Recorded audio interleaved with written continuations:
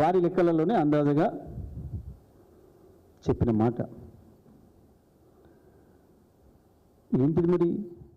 దేని జరుగుతుంది ఈ పరిపాలన? ఎవరి కొరకు జరుగుతుంది ఈ పరిపాలన? ఏమన్నా అసలు ఏం మాట్లాడిందో నాడు? కేసీఆర్ తెలివి లేక ప్రధానమంత్రితో ఎట్లుండాలో తెలియక పైసలు తెచ్చుకోలే, ప్రాజెక్టులు తెచ్చుకోలే, నేను చూడు ఎట్లా తెస్తున్నావు రేపు. నిజమే, కేసీఆర్ 10 సంవత్సరాల కాలంలో 10 సార్లు కూడా పోటీ ఢిల్లీకి. నువ్వు రెండేళ్ళు కూడా కాదు, గట్టి 20 నెలల్లో నెలకు 2.5 సార్లు పోయినప్పుడల్లా 2 సార్లు 3 సార్లు 4 రోజులు ఉంటే దాదాపు నెలకు 10 రోజులు ఢిల్లీలో ఉన్నావు. ఇంకెక్కువనే ఉన్నావు. దాదాపు 300 రోజులు ఢిల్లీలో కావచ్చు, లేదా బయట నీ విదేశీ పర్యటనలు, నీ అద్భుతమైన భాష పరిజ్ఞానాన్ని, ఆ పాఠవాన్ని ప్రదర్శించుకోవడం కొరకు. ఏంటిది సాధించింది? గప్పాలుంటే మామూలుగా లేవు. ఆయన మంత్రులై నిన్న చదివిన ఎక్కన్నాం 3 లక్షల కోట్ల పెట్టుబడులు. ఒక 3 పరిశ్రమలు కూడా శంకుస్థాపన లేదు ఇప్పటివరకు. ఒక 3 కొత్త ఉద్యోగాలు తెచ్చింది లేదు, ప్రైవేట్ ఉద్యోగాలు. ఇచ్చిన హామీలు నెరవేర్చింది లేదు. కనీసం కేసీఆర్ చేసిచ్చిపోయిన వాటిని కొత్తగా అభివృద్ధి చేయకపోయినావు. ఇచ్చిన పద్ధతుల్లో 24 గంటల కరెంటు కావచ్చు, ఇంటింటికి మంచినీళ్ళు కావచ్చు, ప్రతి ఎకరాకి ఇచ్చిన సాగునీళ్ళు కావచ్చు, కనీసం గవి కూడా పాత పద్ధతిని కొనసాగిస్తూ కనీసం ఇవ్వలేకపోతున్నావు. ఇవాళ మళ్ళీ కాలిపోతున్న మోటార్లు, పేలిపోతున్న ట్రాన్స్ఫార్మర్లు, రైతులు మళ్ళీ సబ్స్టేషన్ల ముందుకి ధర్నాలకు పోవాల్సిన పరిస్థితి. విత్తనాలు, నకిలీ విత్తనాలతోని అనేక మంది రైతాంగం నెత్తినూరు కొట్టుకుంటున్నారు. ఎరువులు మళ్ళీ పాత పరిస్థితి. మళ్ళీ చెప్పులు లైన్లో, రైతులు లైన్లో. మంత్రుల స్టేట్మెంట్ చూస్తే ఆశ్చర్యంగా ఉంది. ఎక్కడా కొరత లేదు ఒక మంత్రి, కానీ అక్కడనే 200 మంది లైన్లో నిలబడి, పోలీసులు నిలబడి, మరి కొరత లేని కాడ లైన్ ఎందుకుంది, పోలీసు ఎందుకున్నారు? నిస్సిగ్గుగా కళ్ళ ముందర కనబడుతున్న దాన్ని కూడా మాయ చేస్తాం మేము అన్న పద్ధతుల్లో.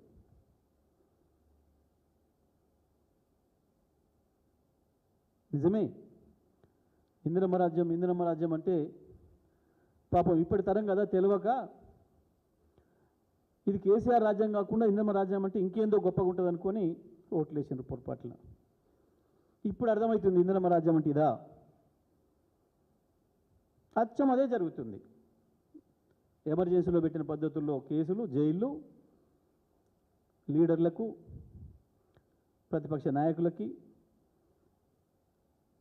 సోషల్ మీడియా వాళ్ళకి.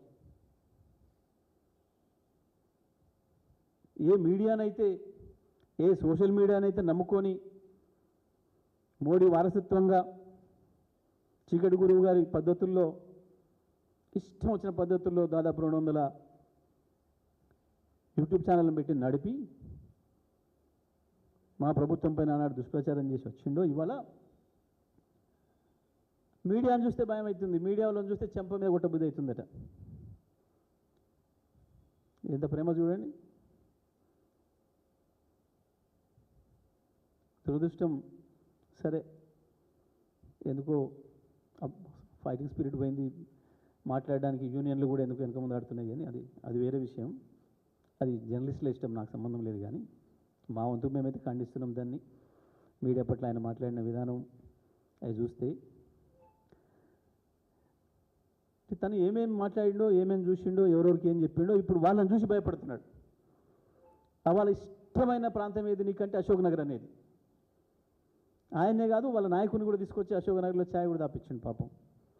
ఇప్పుడు అశోక్ నగర్ అంటే మధ్యరాత్రి కూడా లేచి కూర్చుంటున్నాడు, వణుకుడు పుడుతున్నది.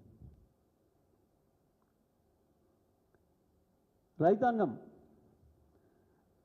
రైతన్నులారా పోండి, అర్జెంటుగా పోయి లోన్ తెచ్చుకోరి, 2 లక్షలు నేను మాఫీ చేస్తా. ఇవాళ కట్టి వచ్చిన కూడా మళ్ళీ పోండి, సాయంత్రం నేను మాఫీ చేస్తా.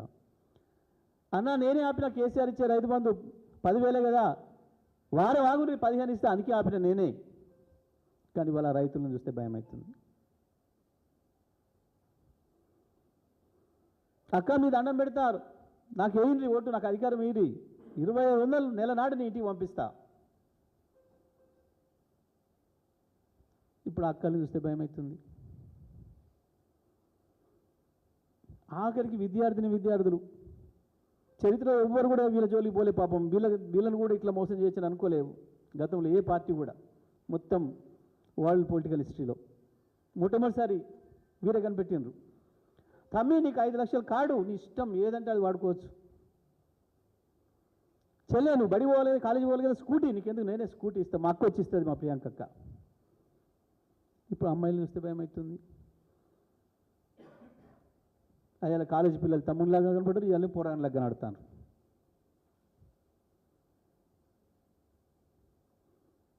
విలేకరులు పోకీర్లాగానే కనబడుతున్నారు, కాలేజీ పిల్లలు పోకీర్లాగానే కనబడుతున్నారు, ఆఖరికి రైతాంగం కూడా అట్లే కనబడుతున్నారు. అంతే మరి ఇంకేముంటుంది. 50 సార్లు ఢిల్లీ పోయి సగం రోజులు పైగా బయట గడిపే ముఖ్యమంత్రికి ఇంతకు మించి ఏమొస్తుంది? మూర్ఖత్వానికి పరాకాష్ట అయిన ఈ ముఖ్యమంత్రి నోటికొచ్చిన బూతులు మాట్లాడాడు.